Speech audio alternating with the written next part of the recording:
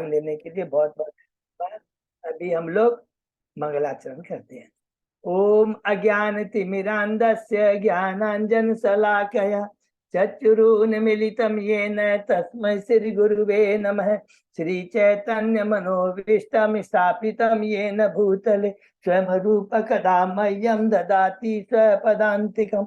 वन्देऽहं श्रीगुरु श्रीयुतपदकमलं श्री गुरु युद्ध पद कमलम श्री गुरु वैष्णवांच श्री रूपम साग्र जातम सहगना रघुनाथम वितम तम सजीवम स्वादेतम शावभूतम परिजम सहितम कृष्ण चैतन्य देवम श्री राधा कृष्ण पादान सहगना ललिता श्री विशाखा विदांत च नम ओम विष्णुपादाय कृष्ण पृष्ठाय भूतले श्रीमते भक्ति वेदांत स्वामिन इति नामने। नमस्ते सरस्वती देवे गौरवाणी प्रचारिणे निर्विशेषा शून्यवादी पाश्चात्य देश तारिणे वांछा कल्पतरुभ्य कृपा सिंधुभ्य एव च पतितानां पावनेभ्यो वैष्णवेभ्यो नमो नमः। नमो महावदान्याय कृष्ण प्रेम पदायते कृष्णाय कृष्ण चैतन्य नामने गौरत्विषे नमः। हे कृष्ण करुणा सिंधु दीन बंधु जगतपते गोपेश गोपिका कांत राधा कांत नमस्तुते। तप्त कांचन गौरांगी राधे बिंदावनेश्वरी विषभानुसुते देवी प्रणमामि हरिप्रिये। नीलांचल निवासाय नित्याय परमात्मने बलभद्र सुभद्रायां जगन्नाथाय ते नमः। जय श्री कृष्ण चैतन्य प्रभु नित्यानंद श्री अद्वैत गदाधर श्रीवासादि गौर भक्त बिंद। मुखम करोति वाचालम पंगुलंगे गिरिम यत्कृपातमहं वंदे श्री गुरु मदीनतारिणं परमानंद माधवम श्री चैतन्य ईश्वरम। हरे कृष्ण कृष्ण कृष्ण हरे हरे हरे राम राम राम हरे। श्री श्री मंगलाचरण की जय। शिला प्रभुपाद की जय। हरे कृष्णा। आज के इस भागवतम चर्चा में सभी भक्तों का हार्दिक स्वागत है, अभिनंदन है। सभी भक्तों के चरणों में मेरा सादर दंडवत प्रणाम है। बहुत अच्छा लग रहा है, हम लोग कई दिनों के बाद पुनः श्रीमद् भागवतम की चर्चा के लिए यहाँ पर एकत्र हुए हैं ऑनलाइन। बहुत ही अच्छा लग रहा है। और अभी हमें रथ यात्रा हुई, उसके बाद में हम लोग इस कथा चर्चा के बाद में एंड में डिस्कस करेंगे। बहुत ही सुंदर रथ यात्रा और हमारे जगन्नाथ जी के भक्तों ने बहुत ही अच्छा सेवा की है। भक्तों की दीक्षा हुई, बड़ा ही आनंद का उत्सव रहा है। और बस सभी भक्तों को हृदय से धन्यवाद। सेवा में आगे आने के लिए पूरे हृदय से उन्होंने कोऑपरेट किया और बहुत ही अच्छा लगा। एंड सभी लोगों को पुनः बार बार हृदय से धन्यवाद। तो अभी हम लोग श्रीमद् भागवतम की कैंटो 4 में है। कैंटो 4 के हम लोग 27वें अध्याय में राजा पुरंजन की नगरी पर चंड वेग का धावा। बहुत ही सुंदर। नारद मुनि जी की हम बद्ध जीवों को एक शिक्षा है प्राचीन वरी के माध्यम से, बहुत ही सुंदर है, जो हम लोग कंटिन्यू आज करेंगे। और उसके पहले हम लोगों ने जो 26 अध्याय कंप्लीट किए हैं, अच्छे से एक बार हम लोग थोड़ा सा संक्षेप में दोहराते हैं। प्रथम अध्याय में है स्वयंभू मनु की पुत्रों की वंशावलियों के बारे में, देहुति, आकुति और प्रसूति। दूसरे अध्याय में दक्ष का शाप है भगवान शिव को। तीसरे अध्याय में है माता सती का और दक्ष का संवाद। क्या संवाद है? माता सती को भगवान शिव कहते हैं तुम्हें अपने पिता के यज्ञ में नहीं जाना चाहिए। हरे कृष्ण हरि। और चौथे अध्याय में हमने पढ़ा माता सती का देह त्याग। पांचवें अध्याय में भगवान शिव द्वारा दक्ष के यज्ञ का विध्वंस। छठे अध्याय में किस प्रकार ब्रह्मा जी जाते हैं कैलाश धाम को शिव जी को मनाने के लिए कि यज्ञ संपन्न होना जरूरी है, भगवान की तुष्टि के लिए यह है। बहुत सुंदर है। और उसके बाद में 7वें अध्याय में हमने पढ़ा कि किस प्रकार ब्रह्मा जी के आदेश का पालन करते हुए भगवान शिव यज्ञ स्थल में आते हैं, दक्ष को बकरे का धड़ प्रदान करते हैं और दक्ष फिर यज्ञ संपन्न करता है। शम भगवान यज्ञ स्थल में आके उसे शिक्षा देते हैं। पहला पड़ाव खत्म होता है, दूसरे पड़ाव में हम प्रवेश करते हैं जिसमें हमने पढ़ा पुत्री वंशावली के खत्म होने का दूसरा पड़ाव है, जिसमें स्वयंभू मनु के पुत्र उत्तानपाद के पुत्र हैं ध्रुव महाराज की कथा। तो उत्तानपाद के पुत्र है ध्रुव महाराज, किस प्रकार वो शीर्षक है ध्रुव महाराज का घर छोड़ना और वन को तरफ जाना। घर छोड़कर वन की तरफ जाते हैं, किस प्रकार नारद मुनि की आशीर्वाद से कृपा प्राप्त कर करके 6 महीने तक मधुबन में यमुना नदी के तट पर भगवान गुरु नारद जी द्वारा दिए गए मंत्र ओम नमो भगवते वासुदेवाय का वो जप करते हैं और भगवान को प्रसन्न करते हैं। 90 अध्याय में प्रवेश करते हैं। शीर्षक है ध्रुव महाराज का अपने महल को वापस जाना, कि किस प्रकार ध्रुव महाराज भगवान की कृपा आशीर्वाद प्राप्त करके महल को वापस जाते हैं। उत्तानपाद, उनकी माता सुनीति सब बहुत प्रसन्न हो जाते हैं और एक समय के बाद में उत्तानपाद जब देखते हैं कि मेरा पुत्र ध्रुव राज सिंहासन पर बैठने के योग्य हो जाता है, महल को छोड़ के चले जाते हैं। 10वें अध्याय में प्रवेश करते हैं। शीर्षक है ध्रुव महाराज का यक्षों के संग युद्ध है। ध्रुव महाराज अपने पिता उत्तानपाद के चले जाने के बाद में राज सिंहासन पर बैठते हैं, विवाह करते हैं, 4 संतानें, 3 पुत्र 1 पत्नी होती है, पुत्री होती है। और इसके बाद में हमने देखा कि जब उन्हें पता लगता है कि उनके भाई उत्तम कजन ब्रदर को यक्षों ने मार दिया है, तो वो अलकापुरी में जा करके यक्षों से युद्ध करते हैं। 11वें अध्याय में प्रवेश करते हैं। बहुत ही सुंदर अध्याय है। स्वयंभू मनु की ध्रुव महाराज को आदेश कि जब तमोगुण के रजोगुण के प्रभाव में आकर, क्रोध के प्रभाव में आकर के ध्रुव महाराज अपने कर्तव्य को भूल जाते हैं और अंधाधुंध वो यक्षों को मारना शुरू करते हैं, तो तुरंत आकर कर करके स्वयंभू मनु कहते हैं ये उचित नहीं है, क्रोध को शांत करो और उसको शांत करने की एकमात्र राम भगवान के राम लीलाओं का श्रवण कीर्तन। 12वें अध्याय में प्रवेश करते हैं। शीर्षक है ध्रुव महाराज का भगवान के वैकुंठ लोक को चले जाना, कि किस प्रकार ध्रुव महाराज स्वयंभू मनु की सलाह मान लेते हैं, युद्ध को तुरंत समाप्त करते हैं, कुबेर जी से आशीर्वाद लेते हैं। क्या आशीर्वाद? कि भगवान के प्रति अखंड भक्ति एवं स्मृति बनी रहे। बहुत सुंदर आशीर्वाद लेकर के जाते हैं और कुछ समय के बाद में पूरा सब कुछ छोड़ कर करके बद्रिकाश्रम चले जाते हैं। भगवान की भक्ति में लगकर भगवान के वैकुंठ लोक को प्राप्त होते हैं। दूसरा पड़ाव खत्म होता है। तीसरे पड़ाव में हम लोग जाते हैं 13वें अध्याय में ध्रुव महाराज की वंशावली का वर्णन, जिसमें उनका सबसे छोटा पुत्र वत्सर है, उसकी वंशावली में एक महान राजा अंग आते हैं, भगवान के परम भक्त होते हैं। दुर्भाग्यवश उनकी पत्नी सुनीता मृत्यु की पुत्री होती है और उनके जो पुत्र होता है बैन बहुत ही नास्तिक अधर्मी होता है और उसी दुख में वो महल को छोड़ के चले जाते हैं। 14वें अध्याय में हम लोग प्रवेश करते हैं। शीर्षक है राजा बैन की कथा, कि किस प्रकार राजा बैन को राज सिंहासन पर बैठाया जाता है, लेकिन वो सारे धार्मिक कार्यों को बंद कर देता है। ऋषि क्रोधित हो जाते हैं और अपनी हुंकार से उसे मार देते हैं और अंत में उसके शरीर के मृत शरीर के जांघों का मंथन होता है, जिससे एक व्यक्ति निषाद उत्पन्न होता है। पाप जो आज भी निषाद जाती है, प्रभुपाद जी तात्पर्य कहते हैं, जो कि गलत पाप कर्मों में निवृत्त रहते हैं। 15वें अध्याय में प्रवेश करते हैं। पृथु महाराज की उत्पत्ति और उनका अभिषेक, राज्याभिषेक बहुत ही सुंदर है, कि जब ऋषि लोग राजा बैन के मृत शरीर के बाहों का मंथन करते हैं, उनसे एक कपल उत्पन्न होता है, पृथु महाराज और अर्थी, और उनका बड़ा ग्लोरिफिकेशन होता है। 16वें और लेकिन ध्रुव महाराज कहते हैं, पृथु महाराज कहते हैं अभी तक मैंने ऐसे कुछ भी किया नहीं, तो मेरा ग्लोरिफिकेशन क्यों हो रहा है? हम बद्ध जीवों को शिक्षा देने के लिए कि हमें जानना केवल ग्लोरिफिकेशन भगवान और भगवान के भक्तों का होना चाहिए। जयंती हमें बनानी है तो भगवान और भगवान के भक्त की बनानी चाहिए, न कि कोई पॉलिटिकल राजनेता, इन सब लोगों की समाज सेवी राजनेता नहीं। बहुत सुंदर शिक्षा है। 16वें अध्याय में प्रवेश करते हैं। शीर्षक बंदी जनों की द्वारा पृथु महाराज की प्रसन्नता।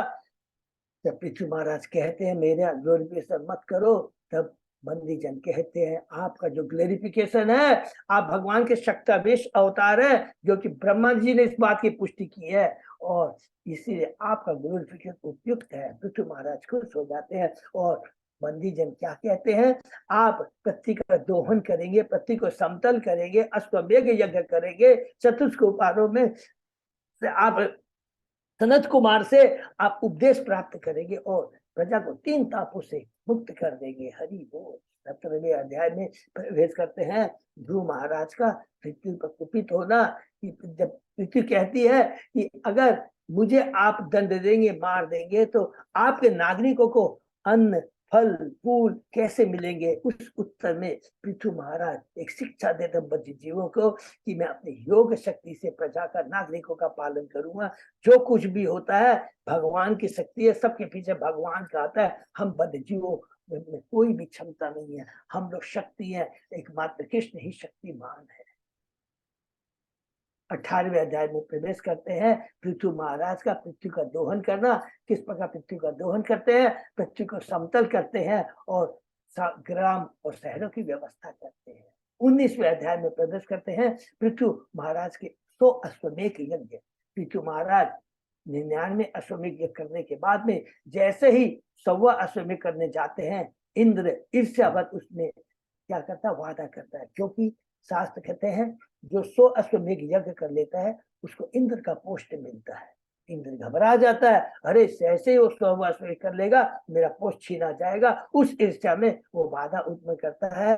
पृथ्वी महाराज भी क्रोधित होते हैं। दंड देने के लिए जैसे उनके ऋषि जो होते हैं आह्वान करते, अपनी मंत्रों का आह्वान करके इंद्र को आहुति देना चाहते हैं, तुरंत वहां पर ब्रह्मा जी उत्पन्न हो जाते हैं, इस कार्य को रोको। वो कार्य जो अधर्म को बढ़ावा दे, नहीं करना। देखो इंद्र कैसे छद्म वेश में आ गए, सन्यासी के वेश में आकर करके ठग रहा है। लोग भी उसी आदत को कर करके आगे जनता को ठगेंगे। तुरंत बंद करो, बहुत बड़ी शिक्षा है। 20वें अध्याय में प्रवेश करते हैं। पृथ्वी महाराज के यज्ञ में भगवान विष्णु का प्राकट्य। भगवान विष्णु आकर के यही चीज कहते हैं, हे पृथ्वी महाराज, तुम तो भगवान के परम भक्त हो, और एक मुक्त पुरुष से, भगवान के भक्त से ये आशा नहीं की जाती कि वो माया के प्रति आसक्त हो, माया से प्रभावित हो। तुरंत पृथ्वी महाराज अपनी गलती का एहसास करते हैं। वो तो भगवान के शक्ता वेश अवतार है, हम बद्ध जीवों के लिए एक शिक्षा है। और भगवान कहते तुम वरदान मांगो, और पृथ्वी महाराज कितना सुंदर वरदान मांगते हैं। क्या वरदान मांगते हैं कि मुझे आप 10 लाख कान दीजिए, जिससे कि मैं आपके शुद्ध भक्तों के मुखारबिंद से आपके राम नाम गुण राम का स्मरण कीर्तन कर सकूं। और आप तो पिता है, पिता तो जानते हैं पुत्र को किस चीज की आवश्यकता है। हरि बोल।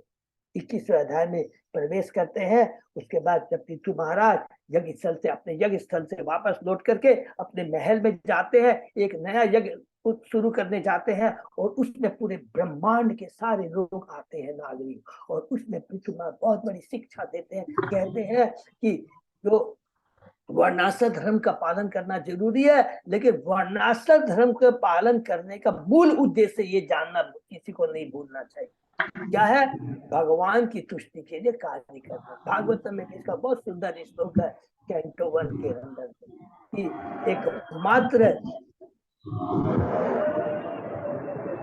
हरि संसिद्धिम हरितोषणम, बहुत सुंदर है कि ये जो भी वर्णाश्रम धर्म का उद्देश्य है, भगवान की तुष्टि के लिए कार्य करना।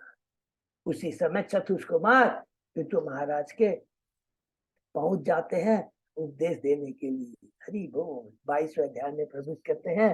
चतुष्कुमारों से राजा पृथु की भेंट, और पृथु महाराज आते हैं। किस प्रकार चतुष्कुमार आते हैं और उसमें से सनत कुमार से वो उपदेश प्राप्त करते हैं। लेकिन उसमें हमने पढ़ा, भूलेंगे नहीं, कि किस प्रकार एक वैष्णव का आव भगत कर, जब भी कोई वैष्णव घर में आता है उसकी आव भगत करनी चाहिए। लालसा रहनी चाहिए कि मेरे घर में वैष्णव आए तो घर पवित्र हो जाता है। जिस घर में वैष्णव नहीं आते, कहते हैं उस पेड़ के समान है जिसके चारों तरफ सर्प मंडराते रहते हैं। ये स्वयं प्रभुपाद जी ने लिखा है। इसलिए जब भी हमेशा हमें लालायित रहना चाहिए, प्रोत्साहित होना चाहिए कि वैष्णव के चरण हमारे घरों में पड़े। एकमात्र उनके चरण पड़ने से, उनके दर्शन से हमारी चेतना, जो कलुषित चेतना शुद्ध हो जाती है। क्योंकि ऐसा सुअवसर अभी हमें मिला, रथ यात्रा महोत्सव में 7 दिन में अलग अलग वैष्णव का हमें दर्शन मिला।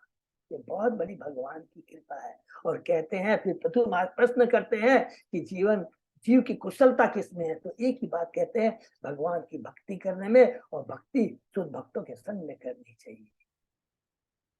बहुत सुंदर 23वें अध्याय में प्रवेश करते हैं कि पृथु महाराज का भगवान के बैकुंठ लोक चले जाना। पृथु महाराज कुछ समय के बाद में अपनी पत्नी अर्ची के संग में जंगल चले जाते हैं, भगवान की भक्ति करते हैं। और अर्ची भी अपने परम भक्त, अपने पति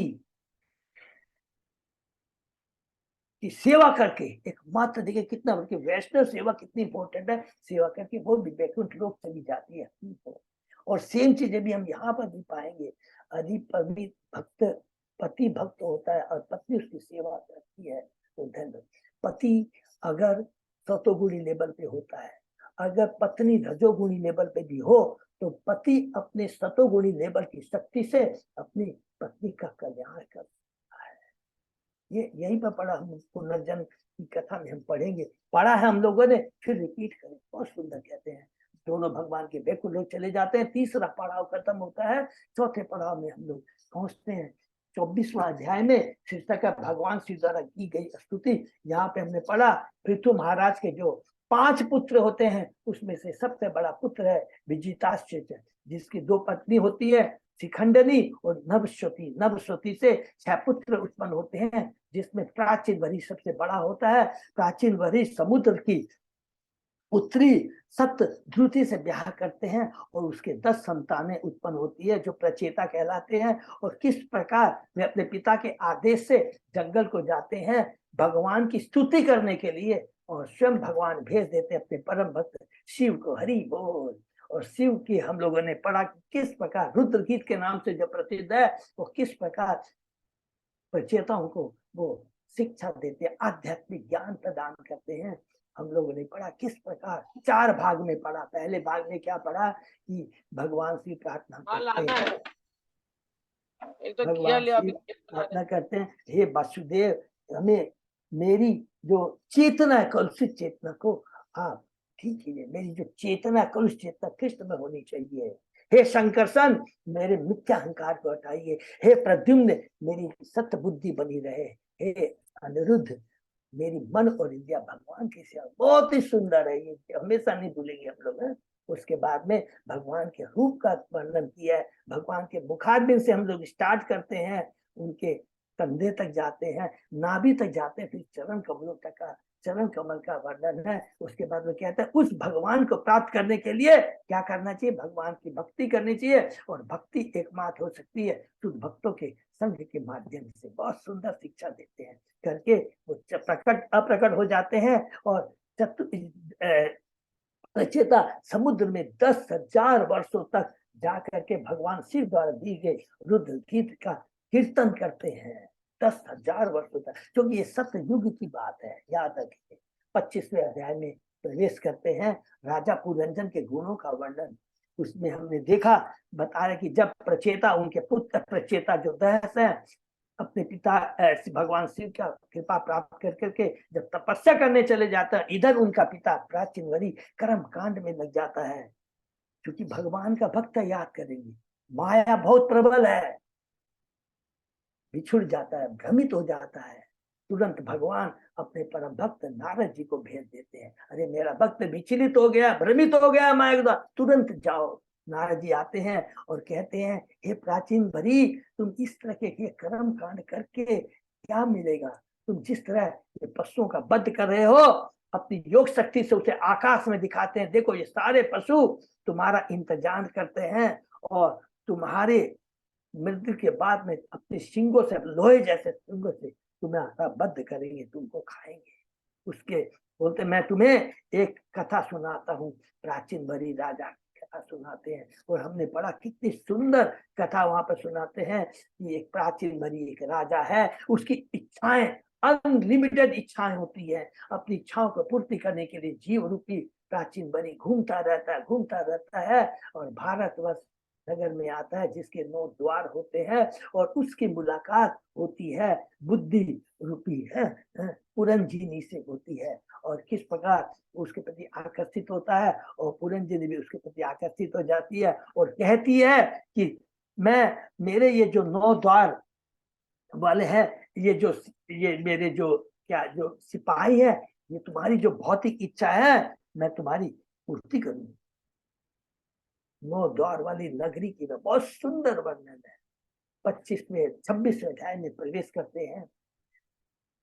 यहाँ पर दिखाया है कि उसकी पत्नी है, बुद्धि रूपी पत्नी है। मनुष्य को अपनी एक पत्नी है जो कि पतिव्रता है, उसके प्रति उसे हमेशा बड़ा ही न्यायवृत्त होना चाहिए। लेकिन जीव एक स्त्री एक पत्नी से संतुष्ट नहीं होता है। तुरंत 26 अध्याय में प्रवेश करते हैं। शीर्षक है राजा पुरंजन का आखेट के लिए जाना और रानी का रूप होना। भ्रमित हो जाता है राजा, अपने रथ पर बैठ करके निकल जाता है। फिर रथ का हमने बहुत सुंदर वर्णन किया कि किस प्रकार वो दूसरी पत्नी की खोज में दूसरी इच्छाओं को पूर्ति करने के लिए जंगल चला जाता है, जीवों को मारता है, थक जाता है और फिर वापस आता है, अपनी गलती का एहसास करता है। और यहाँ पर जब हमारी गलती का एहसास होता है, हम गलती कर सकते हैं, माया बहुत प्रबल है, लेकिन उस समय हमें जब अपना महसूस हमने गलती की है, उस समय हमें जिज्ञासा करनी चाहिए कि जीवन का उद्देश्य क्या है। लेकिन अगर हम जिज्ञासा नहीं करते हैं, माया इतनी प्रबल है, तुरंत हमें भ्रमित कर सकती है। वही हाल पुरंजन का होता है, गलती का तो एहसास करता है, लेकिन फिर वो अपनी पत्नी से क्षमा मांगता है, पुनः उसके प्रति आसक्त होकर करके और पुरंजन के तक भोग विलास में पुनः लग जाता है।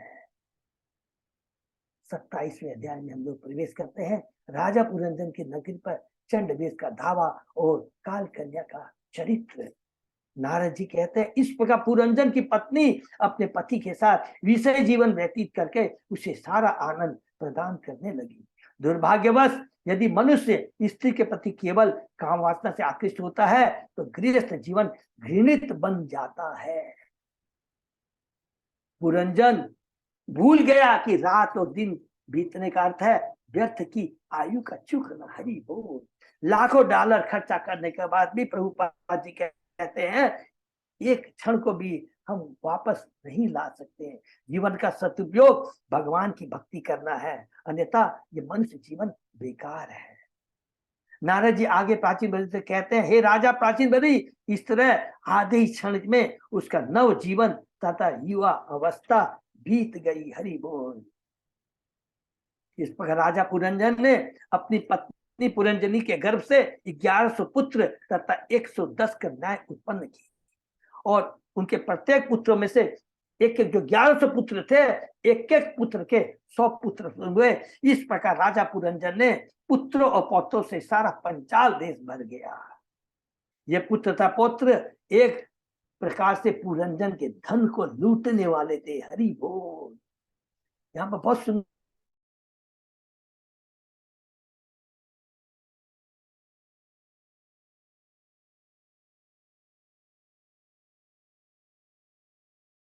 जी कहते हैं अत्यधिक भौतिकता में ग्रस्त लोग कठिन श्रम करते हैं, पहला बात कहते हैं, और धन जोड़ते हैं और उनको सुख किसमें मिलता है, कितनी बड़ी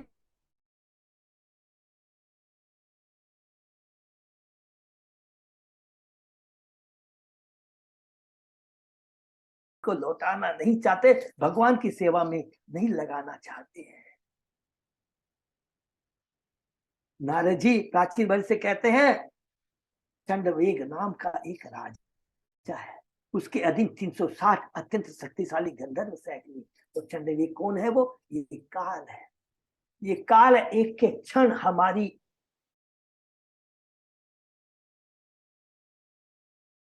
तो 60 रात्रि होती है, दोनों मिला के 720 चंडवेग के साथ साथ गंधर्वियों की सेवना माने रात्रि सैनिकों ने ही माने दिन में 300 गंधर्वों के ही समान थी। राजा चंडवेग तथा उसके सेवक पुरंजन की नगरी को लूटने लगे, अर्थात ये दिन और रात एक एक कर करके उसकी आयु को हरने लग गए। राजा चल रहे था, उसके सेवक पूरे दिन की नगरी को लूटने लगे, तो 5 फनों वाले एक सर्प ने नगरी की रखवाली करनी शुरू कर दी। सांस सर्प रूपी प्राण वो रक्षा करने की चेष्टा करता है। 5 फनों वाला सर्प इन सैनिकों से लड़ते लड़ते छिन्न पड़ने लग गया। हम कितना सुंदर है, काल की गति को, काल की शक्ति से कोई नहीं लड़ सकता। एक एक दिन और रात हम कितना ही कुछ प्रयत्न कर ले उसको वापस नहीं ला सकते। जो बीत गया बीत गया, हम कुछ नहीं कर सकते हैं। स्त्रियों के वश में होने के कारण वह समझ, देखिए कितनी बड़ी बात कहते हैं, स्त्रियों के वश में होने के कारण वह समझ ही नहीं पाया कि उसका जीवन बीत रहा है और वह मृत्यु के निकट पहुंच रहा है। उसी समय काल कन्या क्या होता है, बुढ़ापा। उसी समय काल कन्या बुढ़ापा तीनों लोकों में पति की खोज कर रही थी, तो जीवन बीत गया, बुढ़ापा पहुंच जाती है। नारद जी कहते हैं, जब मैं सर्वोच्च लोक ब्रह्म लोक से इस पृथ्वी पर विचर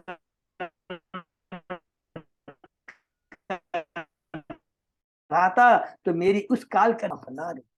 नारद मुनि ने, तुम किसी एक स्थान पर अधिक काल तक टिक नहीं सकोगे। तो यहाँ पर प्रभुपाद जी बताते हैं, ये क्योंकि नारद जी कभी भी एक जगह नहीं रुक पाते हैं, इसका कारण यहाँ पे बताया गया है। प्रभुपाद जी कहते हैं, नारद मुनि को दिव्य देह प्राप्त थी, अतः उन पर जरा रोग जन्म मृत्यु का कोई प्रभाव नहीं पड़ सकता था। इसे काल कन्या का साफ सौभाग्यपूर्ण बताया गया है, क्योंकि उसने क्या दिया अभिशाप, तुम एक जगह नहीं रोकोगे। तो नारद जी ने कहा, ये मेरे लिए परम सौभाग्य की बात है कि मैं पूरे ब्रह्मांड में घूम करके हरि नाम का प्रचार करूंगा। तो ये मेरे लिए अभिशाप नहीं, वरदान हो गया है। फिर नारद मुनि के समान अनेक भक्त भी कहते हैं प्रभुपाद जी कि विभिन्न ब्रह्मांडों में भिन्न भिन्न स्थानों पर भगवान की महिमा का उपदेश देने के लिए लगे हुए हैं। ऐसे महापुरुषों पर भौतिक नियम लागू नहीं होते।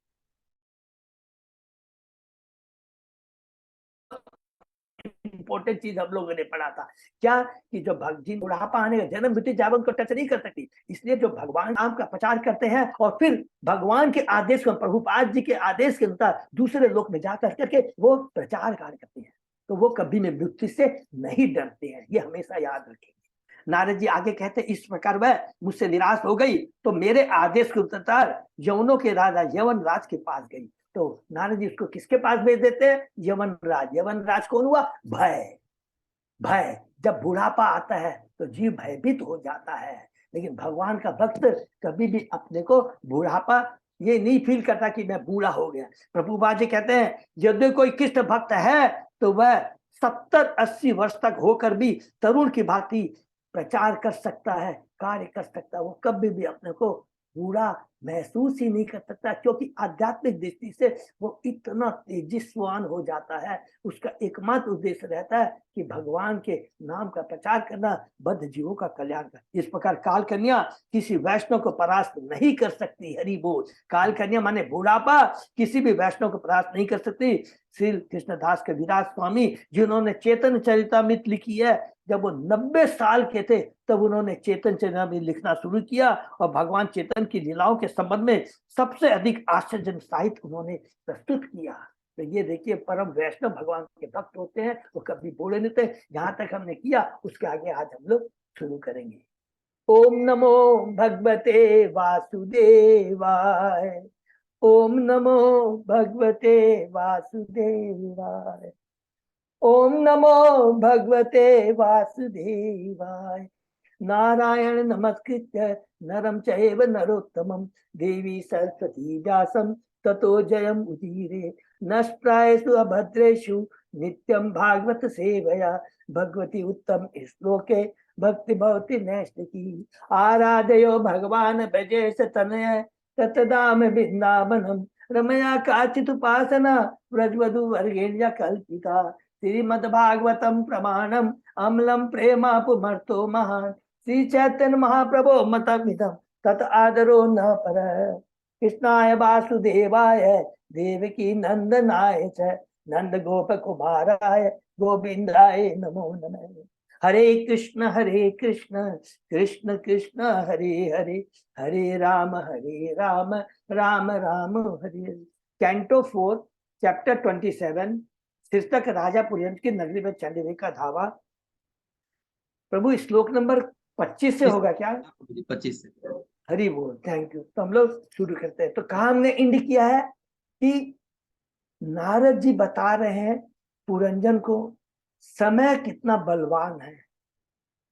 जीव भौतिकता में इतना लिप्त हो जाता है और भूल जाता है कि मृत्यु एक एक क्षण उसकी मृत्यु के नजदीक जा रहा है। लेकिन वो भौतिकता में फंस के सोचता है, क्या सोचता है? मेरी कभी मृत्यु नहीं होगी। और यहाँ पर तात्पर्य में हम लोग पढ़ा है क्या कि वो वैज्ञानिक अलग अलग तरीके से वो चेष्टा करना चाहता है कि मैं अपनी आयु को बढ़ा सकूं, लेकिन वो सफल नहीं होता है।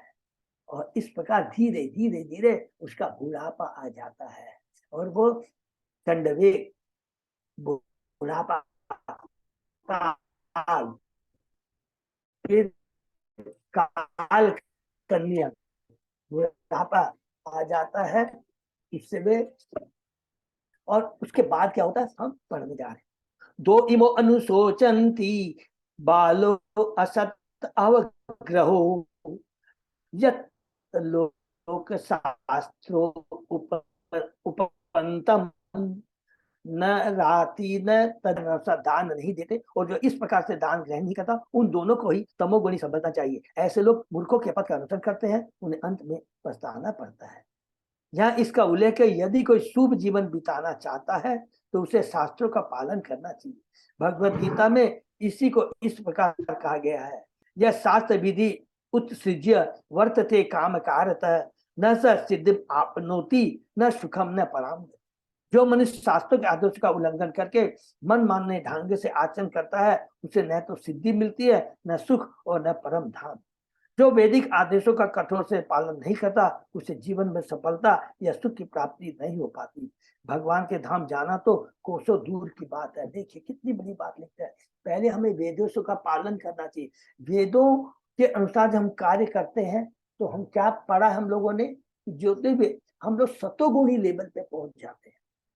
और जब वेदों से हम कार्य करते हैं, वर्णाश्रम धर्म का क्या नियम है, सारे किससे हमें क्या चीज, जो भी चीज चाहिए, किसकी हमको पूजा, जब हम वेदों के नियमों का पालन करते हैं तो हम सतोगुणी लेवल पर पहुंचते हैं। और सतोगुणी लेवल पर पहुंचने के बाद में हमारे को स्वतंत्र जिज्ञासा आती है कि जीवन का उद्देश्य क्या है। तो बहुत जरूरी है कि हम लोग वेदों का पालन करें। उपदेशा मित्र में भी ये चीज कहा गया, अपने मन माने ढंग से काम नहीं करना चाहिए, वेदों के अनुसार कार्य करना चाहिए। उपदेशा मित्र का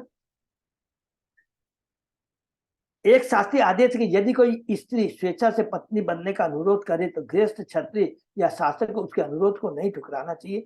क्योंकि नारद मुनि ने काल कन्या को यमन राजा के प्रति समर्पित होने के लिए निर्देश किया था, इसलिए यमन राज उसे इनकार नहीं कर सका। सभी कार्यकलाप शास्त्रों के आदेश अनुसार संपन्न किए जाने चाहिए। शास्त्रीय आदेश नारद मुनि जैसे ऋषियों द्वारा पुष्ट किए जाते हैं। जैसा कि नरोत्तम दास ठाकुर कहते हैं, साधु शास्त्र गुरु वाक्य चीते थे कोरिया है। मनुष्य को चाहिए कि साधु पुरुषों, शास्त्रों तथा गुरु के नियमों पर चले। इस प्रकार जीवन में सफलता अवश्य मिलती है। काल कन्या यमराज के समक्ष साधु शास्त्र तथा गुरु सम्मत विधि सही उपस्थित हुई थी, अतः अस्वीकार किए जाने का प्रश्न ही नहीं उठता है। हरी बहुत बहुत सुंदर बात होते हैं। यह सबको समझ में आया क्या बोलता है कि शास्त्र में लिखा है बुढ़ापा आएगा तो उसको किससे शादी करनी पड़ेगी? भय से।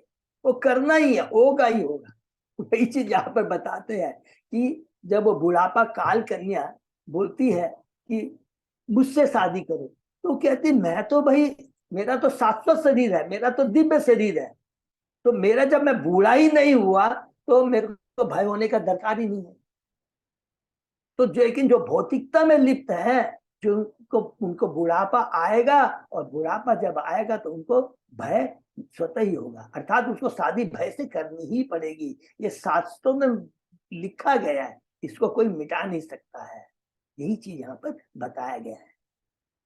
अथो भजस्व माम भद्र भजंती में दयाम कुरु एतावान पुरुषो धर्मो यत आर्तान अनुकंपति।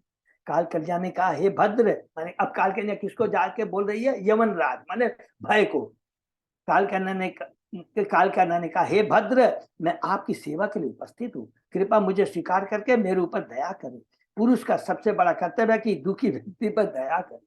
यमन राज चाहता तो काल कन्या को स्वीकार कर देता, किंतु उसने उसकी प्रार्थना में विचार किया, क्योंकि ये नारद मुनि का आदेश था, ये शास्त्रों का आदेश था। साधु, गुरु और शास्त्र। साधु आचार्य, गुरु जो हमको अभी ज्ञान दे रहा है, और शास्त्र जो भगवान के द्वारा लिखे गए हैं, क्योंकि यह नारद मुनि का आदेश था। इस तरह उसने काल कन्या को भिन्न रूप में स्वीकार कर लिया। दूसरे शब्दों में, नारद मुनि के आदेश या भक्ति पर तीनों लोकों में प्रत्येक व्यक्ति के द्वारा मान्य है, और यमन राज के लिए तो विशेष रूप से स्वयं भगवान चैतन्य ने हर एक से संसार के प्रत्येक कोने कोने में भक्ति योग संप्रदाय का प्रचार करने के लिए कहा। कृष्ण भावना आंदोलन के उपदेशकों ने सचमुच अनुभव किया कि नारद मुनि की पंचधातिका विधि के बल पर यौनों तथा मलत्व तक ने आध्यात्मिक जीवन स्वीकार किया है। हरि बोल, जो प्रभुपाद जी ने किया है। जब मानव जाति चेतन महाप्रभु द्वारा बनाई गई शिष्य परंपरा का पालन करेगी, तो संसार भर के लोग इससे लाभान्वित होंगे। कालकन्या उदित वचो निशम्य यवनेश्वर चिकीर्षु देव गुह्यम स स्मितम ताम अभाषत। काल कन्या का कथन सुनकर यमनराज हंसने लगा और विधाता का गुप्त कार्य पूरा करने की युक्ति खोजने लगा। जब उसने काल कन्या को इस प्रकार संबोधित किया, श्री चेतन चरितामृत में कहा गया, इकले ईश्वर कृष्ण आर सब भृत्य यारे जेचे नाचा से तैचे करे नहीं। वास्तव में परम नियंता तो भगवान कृष्ण, से सभी उनके दास है। यमनराज भी श्री कृष्ण का दास था, अतः वह भी काल कन्या के माध्यम से श्री कृष्ण का ही कार्य करना चाह रहा था। यद्यपि काल कन्या का अर्थ जरा या बुढ़ापा है, किंतु यवनराज काल कन्या को सर्वत्र प्रवेश करा देना चाह रहा था। इस प्रकार जो भी विवेकी पुरुष है, वह बुढ़ापा प्राप्त करने पर काल मृत्यु से भयभीत रहेगा, यवनराज से भयभीत रहेगा। मूर्ख लोग भौतिक कार्यों में इस प्रकार लिप्त रहते हैं, मानव वे सदैव जीवित रहेंगे, बहुत इंपॉर्टेंट शिक्षा है, और भौतिक सुख का भोग करेंगे, किंतु ऐसा नहीं हो पाता। मोहवश लोग सोचते हैं कि ऐश्वर्य उनकी रक्षा करेगा, माने उनके पास इतना धन सब कुछ है, उन पर सिपाही डॉक्टर सब कुछ है, तो उनकी रक्षा करेगा। किंतु भौतिक विज्ञान में काफी प्रगति होने पर भी मानव समाज की समस्याएं यथा जन्म मृत्यु जरा तथा रोग जैसी तैसी बनी हुई है, उससे कोई भी चेंज नहीं कर सकता। तो भी मूर्ख विज्ञानी सोचते हैं कि उन्होंने भौतिक प्रगति की है। जब काल कन्या उन पर आक्रमण करती है तो वे काल से भयभीत होते हैं। यदि वे विवेकी हो, जो अविवेकी है वो सोचते हैं, अरे मैं मृत्यु से डरता नहीं। वे मृत्यु की परवाह नहीं करते और नहीं जानते कि मृत्यु के बाद क्या होने वाला है। उनकी यह भ्रांत धारणा बनी हुई है कि मृत्यु के बाद जीवन नहीं है, अतः वे अत्यंत गैर जिम्मेदारी से काम करते हैं और निर्बाध होकर के, अनकंट्रोल्ड अनलिमिटेड होकर के विषय सुख भोगते हैं। बुद्धिमान मनुष्य के लिए बुढ़ापे का प्रकट होना आध्यात्मिक जीवन के लिए प्रेरित करना है। आमतौर से लोग आई हुई मृत्यु से डरते हैं। यवनराज ने काल कन्या का उपयोग इस कार्य के लिए करना चाहा। मया निरूपतयतुभ्यं पति आत्म समाधिना नाभि नंदति लोकोयम त्वम अभद्राम असम्मताम। यमनराज ने उत्तर दिया, मैंने बहुत सोच विचार के बाद तुम्हारे लिए एक पति निश्चित किया है। वास्तव में सबों की दृष्टि में तुम अशुभ तथा उत्पाती हो। नेचुरली काल कन्या को बोलता है, क्योंकि तुम्हें माने बुढ़ापा हो, क्योंकि तुम्हें कोई भी पसंद नहीं करता, बुढ़ापे को कोई पसंद नहीं करता, अतः तुम्हें कोई पत्नी रूप में कैसे स्वीकार कर सकता है।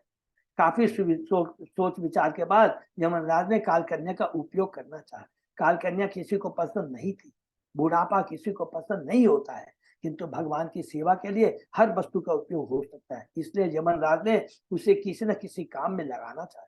उस उद्देश्य को पहले ही बताया जा चुका है। जरा रूप में काल कन्या, बुढ़ापे रूप में काल कन्या सभी लोगों में भय उत्पन्न कर सकती है, जिससे वे डर कर श्री कृष्ण की भक्ति में लगकर अगले जीवन की तैयारी में लग सके। हरि बोल। तम अव्यक्त गति भुंक्ष्य भुंक्ष्व लोकम कर्म विनिर्मितम याहि मे प्रीतना युक्ता प्रजानाशम प्रणेष्यसि। यह संसार कर्मों का प्रतिफल है, अतः तुम सभी लोगों पर अलक्षित रहकर आक्रमण कर सकती हो, भय उत्पन्न कर सकती हो। मेरे सैनिक के बल पर तुम बिना किसी विरोध के उनका संहार कर सकती हो। कर्म विनिर्मित्तम का अर्थ है सकाम कर्मों द्वारा निर्मित। यह समग्र भौतिक जगत विशेष रूप से आजकल सकाम कर्मों का प्रतिफल है। प्रत्येक व्यक्ति संसार को सड़कों, मोटरों, बिजली, गगनचुंबी भवनों, उद्योगों, व्यापारों से अलंकृत करने में व्यस्त है। यह उन व्यक्तियों के लिए अत्यंत सुखद लगता है जो इंद्रिय तृप्ति में लगे हैं और आध्यात्मिक स्वरूप से अपरिचित है। हरि बोल।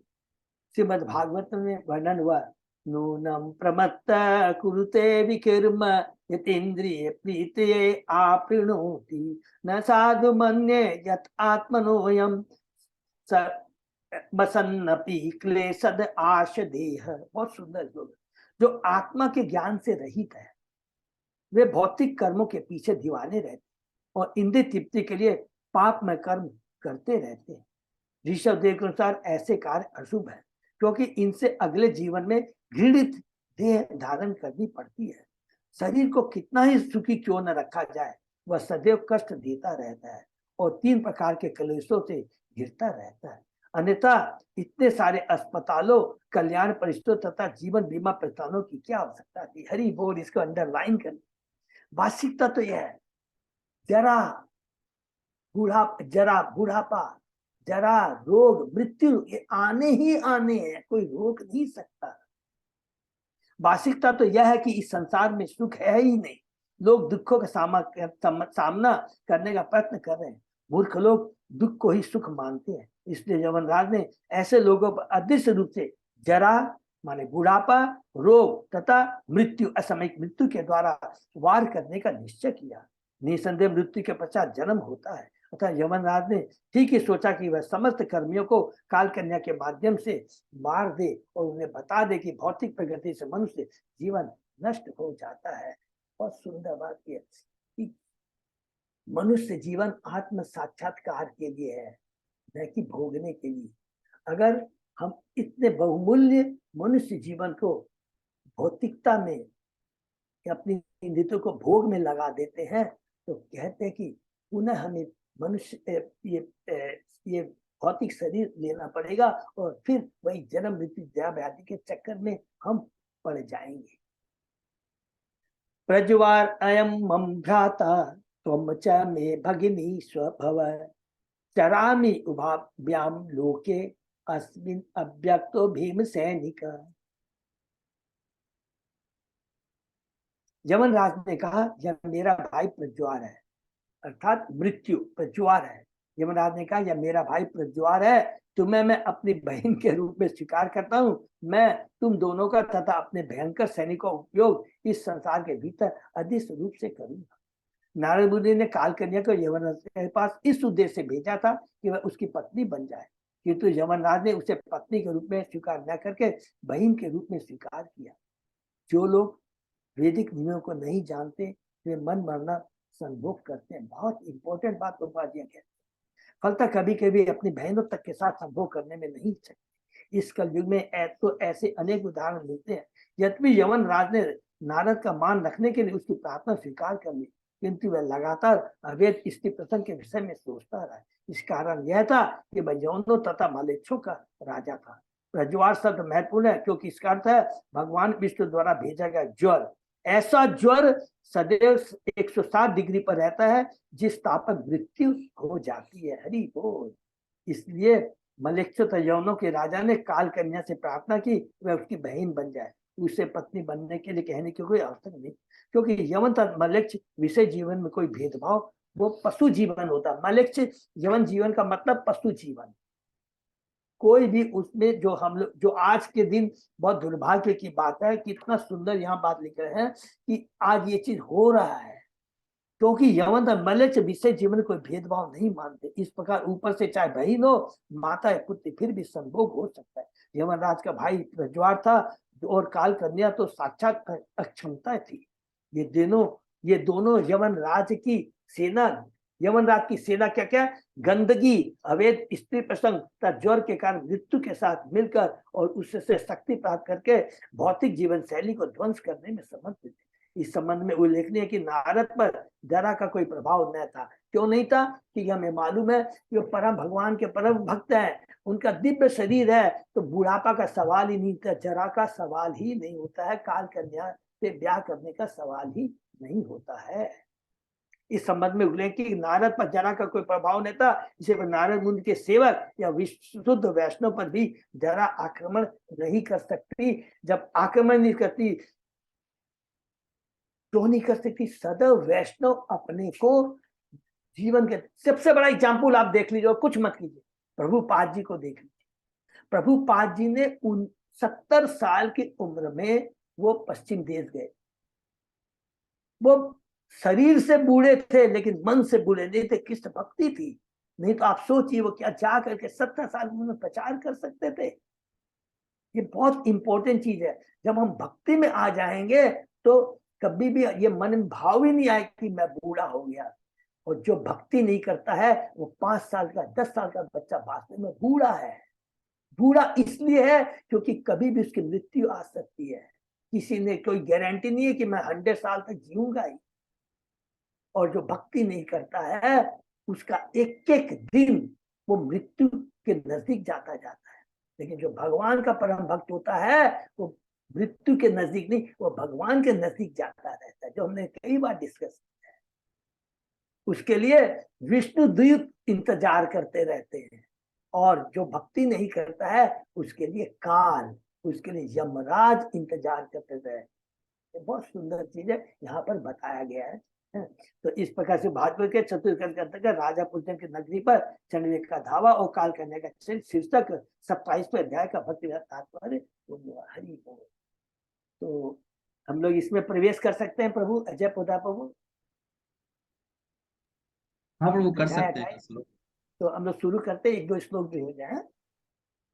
तो अब क्या है, अब कहां तक हम लोग पहुंच गए?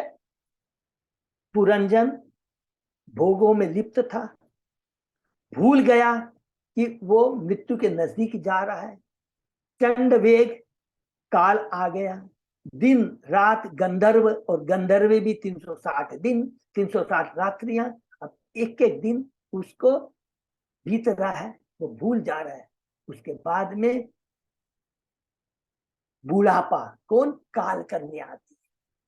फिर उसके बाद में जब बुढ़ापा आता है तो जीव भयभीत हो जाता है, तो यमन राज। और उसके बाद में ज्वर, मीन्स कहते हैं कि ज्वर माने ऑलमोस्ट मृत्यु के नजदीक, यहाँ तक। अब उसकी मृत्यु होती है और मृत्यु के बाद में उसका क्या होता है, ये हम प्रवेश कर रहे हैं। 28वें अध्याय में पढ़ेंगे। अध्याय 28, अगले जन्म में पुनर्जन्म को स्त्री योनि की प्राप्ति, यम यम वापी स्मरण भाव। बस सिंपल चीज याद रखेंगे।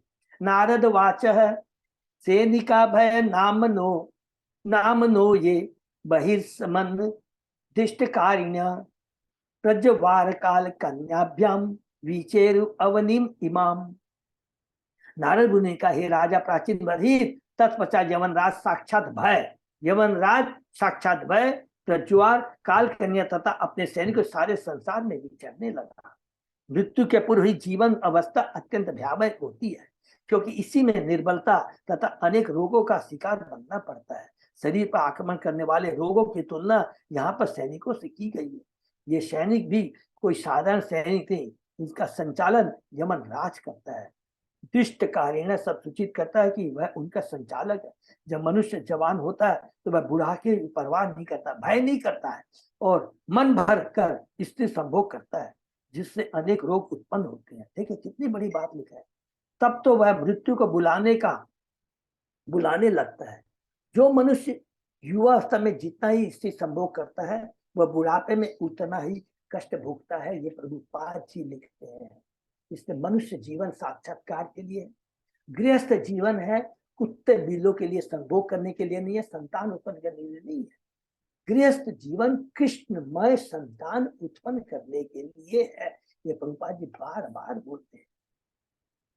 ते एकदा तु रभसा पुरंजन पुरी नृप रुरुद्धु वोम भोग आड्याम जरत जरत पनग पालिताम। एक बार इस भयानक सैनिकों ने पुरंजन नगरी पर बड़े वेग से आक्रमण किया। यद्यपि यह नगरी भोग की सारी सामग्री से परिपूर्ण थी, किंतु इसकी रखवाली एक बूढ़ा सर्प कर रहा था। देखिए, सब कुछ है, सारी नगरी भोग की सामग्री सब कुछ है हमारे पास में, कोई चीज की कमी नहीं है। लेकिन जब काल आता है, बुढ़ापा आता है, हमारी सांसें चल रही है, वो भी काल के सामने नहीं रुक पाती। सांस बंद हो जाना निश्चित है। सारी सामग्रियां, सब कुछ है, कोई कुछ नहीं हमारी सुरक्षा नहीं कर सकता। इंद्र तृप्ति में संलग्न रहने से शरीर दिन प्रतिदिन जर्जर होता जाता है। अंत में शक्ति इतनी क्षीण हो जाती है कि इसकी तुलना बूढ़े सर्प से की जाती है। पहले ही प्राण की तुलना सर्प से की जा चुकी है। जब शरीर के भीतर का प्राण क्षीण होने लगता है तो शरीर भी क्षीण हो जाता है। इस समय मृत्यु के लक्षण चारों ओर मंडराते लगते हैं, अर्थात यमराज के दूत दिखने लगते हैं। वैदिक प्रथा के अनुसार ऐसी अवस्था प्राप्त होने के पूर्व ही मनुष्य को घर छोड़कर ईश्वर के संदेश का उपदेश करने के लिए संन्यास ग्रहण कर लेना चाहिए। किंतु यदि मनुष्य घर पर रहता है और उसकी प्रिया पत्नी तथा पुत्र उसकी सेवा करते हैं तो इंद्रिय तृप्ति के कारण वह निश्चय क्षीण होता चला जाता है। और जब मृत्यु आती है तो ऐसा मनुष्य अपने पीछे आध्यात्मिक संपत्ति विहीन शरीर छोड़ जाता है। वो शरीर आध्यात्मिक संपत्ति विहीन शरीर छोड़ जाता है। इसको अंडरलाइन कर लेंगे प्लीज।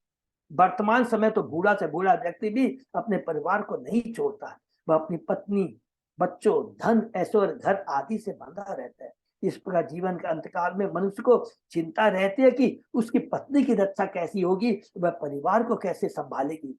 सामान्यतः मृत्यु के पूर्व लोग अपनी पत्नी के विषय में इसी प्रकार सोचते हैं। ये प्रभुपाद जी बता रहे हैं, कितनी इंपॉर्टेंट।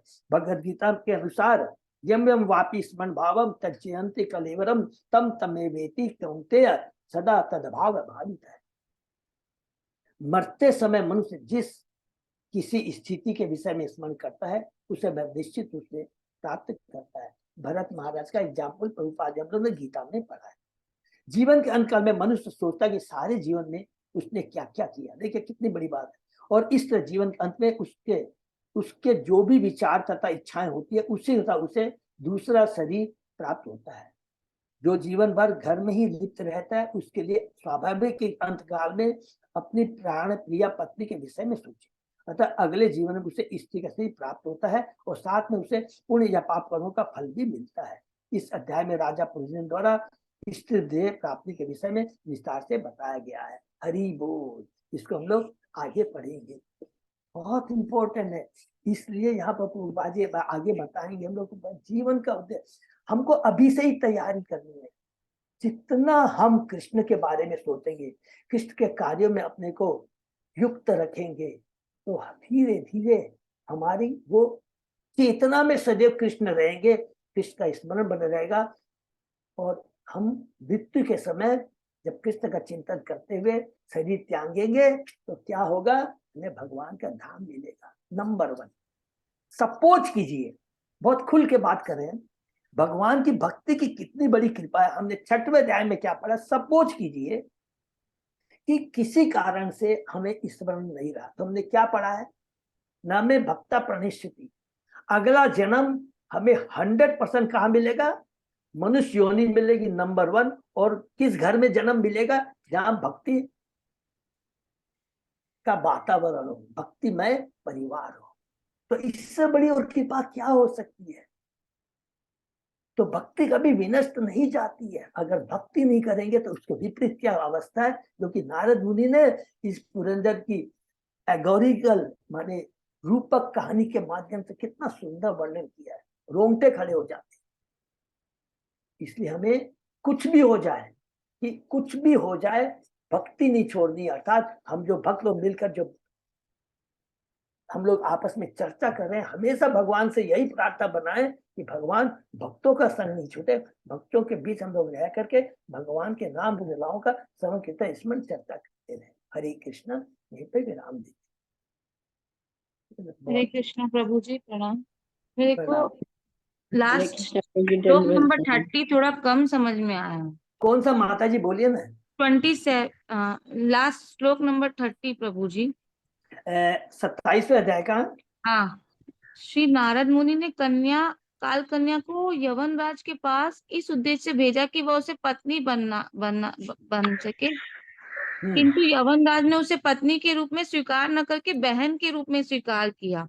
पर आगे लिखा है, यद्यपि यवन राज ने श्री नारद मुनि का मान रखने हेतु उनकी प्रार्थना स्वीकार कर ली, किंतु फिर भी वह अवैध स्थित प्रसंग के विषय में सोचता रहा। मुझे ये पैराग्राफ ही समझ में नहीं आया कि इसको मतलब कोई भी उन्होंने ये माता जी देखिए, बहुत ध्यान से सुनिएगा कि भौतिक दृष्टि से ये बताया गया है कि भौतिक दृष्टि से और एक आध्यात्मिक दृष्टि से, इसको दोनों में आप अंतर को बहुत ध्यान से समझिएगा कि इसमें बताया गया है कि कलयुग में क्या होता है। कलयुग में क्या है कि लोग यवन मलेच्छ दोनों से, उसको वो मत कीजिए, खाली ऐसे सोचिए कि यवन यवन किसको कहते हैं, यहाँ तो कहा गया भय के रूप। लेकिन जो यवन और मलेच्छ की जो मेंटेलिटी होती है वो क्या होते हैं कि वो कोई भी नियम को, आदेश को पालन नहीं करते हैं। जो यवन होते हैं, मलेच्छ होते हैं, वो भौतिक जो नियम आदेश है, वेदों के नियम क्या है कि एक सभ्य समाज बना रहता है, वो नियम पालन करते हैं, शादी करते हैं, एक पत्नी रहती है। लेकिन जो मलेच्छ होते हैं, उदाहरण आपका, और कुछ मत सोचिए, खाली अब पशु के बारे में सोचिए। पशु कभी भी विचार करता है क्या कि ये मेरी पुत्री है, ये मेरी बहन है? नहीं ना। सेम चीज वो यवन के बारे में ये चीज बता, बस उतना ही आप दिमाग में लाइए। ठीक है प्रभु जी, मतलब जो यवन है भय, भय ने कभी भी मतलब काल को स्वीकार नहीं किया पत्नी के रूप में। अगर वो स्वीकार करेगा तो उसकी मृत्यु हो जाएगी, तो उसने उसके नहीं संग नहीं नहीं नहीं नहीं नहीं नहीं नहीं नहीं नहीं नहीं। जब आपके काल कन्या है, काल आता है, सॉरी बुढ़ापा आता है, भय आता है, मृत्यु आएगी, वो एक चीज लिखा है, ये हो गया आपको नियम। यवन वर्ड को आप उस एंगल से मत सोचिए। यहाँ पर जो सोच रहे हैं, यहाँ पर बताता है यवन जो मेंटेलिटी है, यवन मलक्ष मेंटेलिटी के बारे में प्रभुपाद जी ने तात्पर्य में बताया है, ये चीज बताया है। आप श्लोक और तात्पर्य दोनों को कंपेयर मत कीजिए। यवन राज, भय, बुढ़ापा आता है, भय रहता है, एक पोर्शन हो गया, और उसके बाद में मृत्यु होती है। फिर यहाँ पे तात्पर्य में प्रभु ने कहा कि जो यवन होता है, यवन की जो मेंटेलिटी है, यवन के बारे में बता रहे, मीन्स दूसरे उस एंगल में बता रहे कि जो यवन होते हैं, जो मलेच्छ होते हैं, वो क्या करते हैं कि वो पशु के समान उनका व्यवहार करते हैं। समझ गए प्रभु। पर अगर श्लोक से भी जोड़े तो जैसे कि हम कभी भी हाँ, क्या बोलिए माता समझ जी? के जैसे वो नहीं स्वीकार करना चाहेगा कोई भी काल को, भय, जब हमारे भक्तों की मृत्यु होती है तो वो कभी भी लीगल वे से मृत्यु को स्वीकार नहीं करना चाहेगा, जैसे यहाँ कहा गया है कि, हाँ तो वो इसीलिए बोल रहा है कि वो पत्नी रूप में नहीं स्वीकार करता है। लेकिन अब यहाँ नीचे फिर सेकंड लाइन में नेक्स्ट में लिखा है कि यद्यपि यवन राज के ने श्री नारद मुनि का मान रखने हेतु उसकी प्रार्थना स्वीकार नहीं की, किंतु फिर भी वह अवैध स्त्री प्रसंग के विषय में सोचता रहा, क्योंकि उसे मृत्यु आएगी ही आएगी, उसे अपनाना पड़ेगा ही पड़ेगा।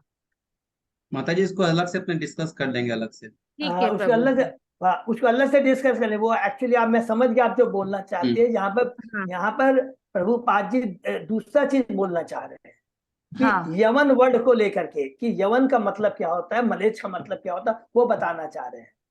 जो यवन अच्छा होते हैं, मलेच्छ होते हैं, उनकी क्या मेंटेलिटी होती है, ये बताना चाह रहे हैं। ठीक है प्रभु जी। ठीक पर है मेरे ना? को समझ में आ गया प्रभु जी। हरे हाँ। हरि हरे हरे कृष्ण। कृष्ण हरे कृष्ण हरे कृष्ण। जैसे प्रभुपाद जी ने क्या पढ़ा था, नमो विष्णुपादाय कृष्ण प्रसाद भूते श्रीमते भक्ति वेदांत स्वामी, नमस्ते सरस्वती देवे गौरवाणी प्रचार निर्विशेषवादी पाश्चात्य देश ताले। तो पाश्चात्य देशों में भी जितने भी यवन मलेच्छ को जाकर उन्होंने उद्धार किया, उनकी जब हम हिस्ट्री पढ़ेंगे हमको तुरंत समझ में आ जाएगा यमन कौन है, मलेच्छ। ठीक है ना? उसके बारे में प्रभुपाद जी ने यहाँ पर तात्पर्य बताया। हरे कृष्णा, यहीं पर विराम देते हैं। सभी भक्तों को हृदय से धन्यवाद। और जस्ट 2 मिनट लेंगे कि इस बार रथ यात्रा में हमारा परम सौभाग्य है कि हमारे बहुत सारे भक्तों की दीक्षा हुई है और 4 किस सब यहाँ पर मुझे पता नहीं है सब लोग उपस्थित है कि नहीं।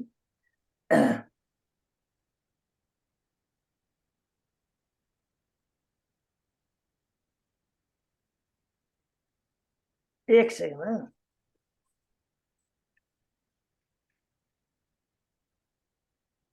तो सबको बहुत बहुत इधर से हम लोग बधाई देंगे, धन्यवाद देंगे, 3 बार हरि बोल बोलेंगे, ठीक है ना। तो अर्चना माता जी की दीक्षा, उनका नाम हुआ अर्चिता कृष्ण कांता देवी दासी। हरि बोल। हरि पीयूष बोल। माता जी को मिला मीनेशी दयान विता देवी दासी। हरि बोल। हरि बोल। हेमलता रुंटा माता जी को मिला हरि सेविनी देवी दासी। हरि बोल। हरि बोल। तो अनीता मंडेलिया माता जी को मिला आनंद प्रदा कालिंदिनी देवी दासी। हरि बोल। हमारे नीतू माता जी को मिला नित्य सेविनी रुक्मणी देवी दासी। हरि बोल। बहुत सुंदर। बहुत सभी बहुत बधाई। भक्तों के लिए हम लोग 5 भक्तों के लिए हम लोग बहुत बहुत बधाई देते हैं और उनके लिए हम लोग भगवान से प्रार्थना करते हैं कि इसी तरह वो भक्ति में आगे बढ़ के भक्ति का प्रचार करते हैं। हरे कृष्णा। हम लोग प्रभु जी आप लोग को भी ब्राह्मण दीक्षा, प्रभु जी और माता जी के लिए हरि बोल। ब्राह्मण दीक्षा के लिए बहुत बहुत हरि धन्यवाद। बोल, हरि बोल, जी हरि की बोल। कृपा से हुआ है। हरि बोल। और एक मिनट और लूंगा, थोड़ा सा लेट हो गया है कि इस बार हमारे जो जगन्नाथ ग्रुप के, परसों मेरे पास में मैसेज आया कि जो हमारे जगन्नाथ ग्रुप के जो भक्त लोग हैं जिन्होंने पूरे दिल से सेवा की है और जो 8 दिन थे, तो 9 जन को दिया गया है कि वो इस रविवार को उनको क्या ग्लोरीफाई किया जाएगा। तो उसमें हमारे जैसे नाम में याद हमारे अजय पोदार प्रभु हैं, दूसरा हमारे राजेश सुंदास प्रभु हैं, तीसरा हमारे यहाँ मन्नू भौमिक प्रभु हैं, चौथा है रंजीत सिंह प्रभु हैं, पांचवा है आपके हमारे ये देवदास शाना, सुमन प्रभु और रीता माता जी, और एक जन और मैं भूल रहा हूँ। तो सब लोगों को 9 तारीख को अवश्य पहुंच जाना। टाइम मैं बता दूं, मोटे 10:30 बजे वहां पहुंचना है मंदिर में। हरे कृष्णा। तो बहुत बहुत धन्यवाद सब भक्तों, बहुत सेवा की है भक्तों ने, बहुत अच्छी है। और हमारे अजय प्रताप प्रभु बहुत सुंदर कंट्रोल किए हैं, एकदम टाइमली पहुंच जाते थे। कितने लोग आए पूरा संभालते थे, टेबलों में कितने जन आए, टेबल पर कितने जन है, अच्छा उधर में हमारे VIP में सब लोगों ने बहुत अच्छे से सेवा की है। तो प्रभु जी बहुत खुश है, इसमें से आनंद मोहन प्रभु जी बहुत हैप्पी थे। तो बहुत बहुत धन्यवाद सब भक्तों को सेवा के लिए। हरि बोल। ये तो हम लोग विराम देते हैं और इसी से हम लोग आगे और ज्यादा भक्ति के में लगेंगे और ज्यादा सेवा लेने का प्रयत्न करेंगे। उसके लिए हम लोग ने सोचा है, डिस्कस किया कि हम लोग we will have very soon Jagannath core committee meeting, जिसमें हम लोग डिस्कस करेंगे कि आगे किस तरह ज्यादा लोगों को भक्ति में लाए और सेवा में लगाए। हरे कृष्णा। तो यही पर हरे कृष्णा। दंडवत प्रणाम प्रभु, कहना पड़ा। आपको बहुत बहुत बधाई। बहुत बहुत थैंक यू माता जी, थैंक यू सो मच। हरे कृष्णा। हरि बोल। सही भक्तों का बहुत बहुत धन्यवाद। तो आज के सेशन यही विराम करते हैं, फिर कल सुबह 7 बजे। हरे कृष्ण।